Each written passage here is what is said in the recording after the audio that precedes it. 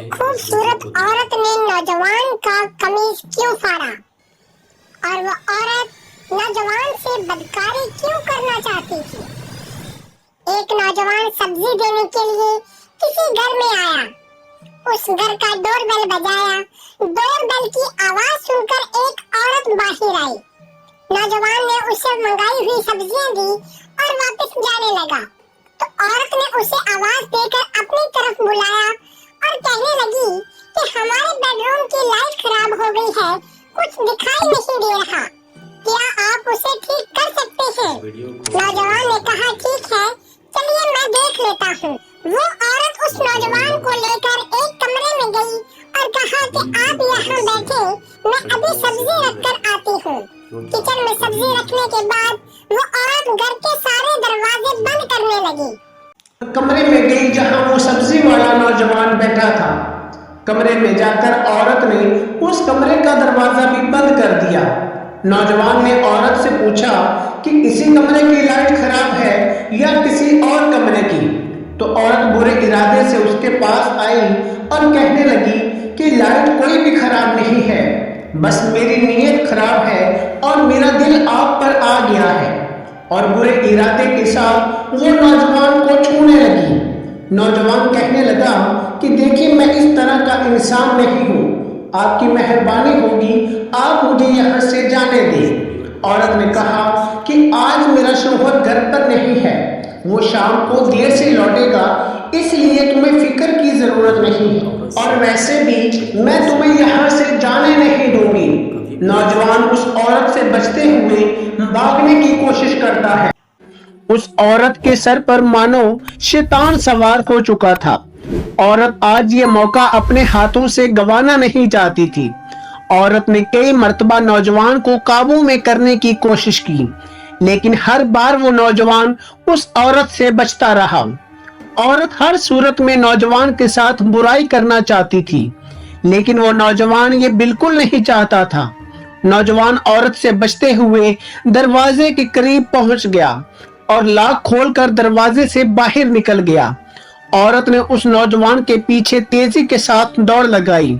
अभी नौजवान घर से बाहर का दरवाजा खोल ही रहा था कि औरत उस तक पहुंच गई और नौजवान की कमीज को पीछे से पकड़ लिया और उसको पकड़ने में पीछे से खींचा तो उसका कमीज पीछे से फट गया। उसी वक्त इत्तेफाकन औरत का शौहर घर में दाखिल हुआ और पूछने लगा कि ये सब क्या चल रहा है मेरे घर में और तुम कौन हो, मेरे घर में इस वक्त क्या कर रहे हो।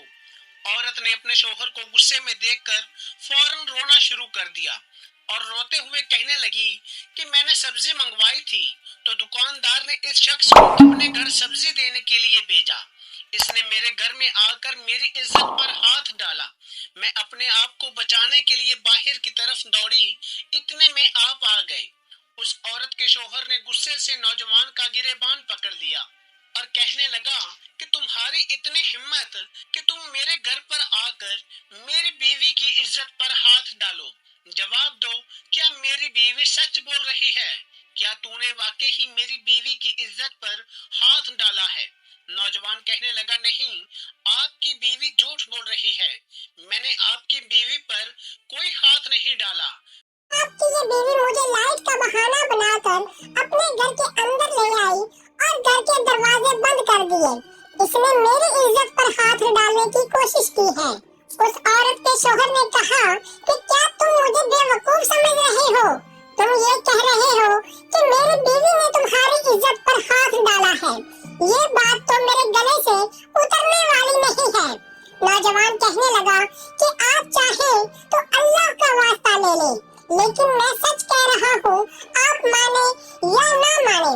दोनों की बातें सुनकर वो शख्स परेशान हो गया। आखिर सही कौन बोल रहा है और गलत कौन है? मेरी बीवी सच्ची है या ये नौजवान सच्चा है? काफी देर सोचने के बाद वो शख्स कहने लगा कि हमारे इलाके में एक बुजुर्ग रहते हैं, तुम दोनों मेरे साथ उनके पास चलो, वही इस मसले को हल करेंगे। कि अगर लड़के की कमीज आगे से फटी हुई है तो लड़का झूठ बोल रहा है और आपकी बीवी सच्ची है, और अगर नौजवान का कमीज पीछे से फटा हुआ है तो नौजवान सच्चा है और आपकी बीवी झूठ बोल रही है।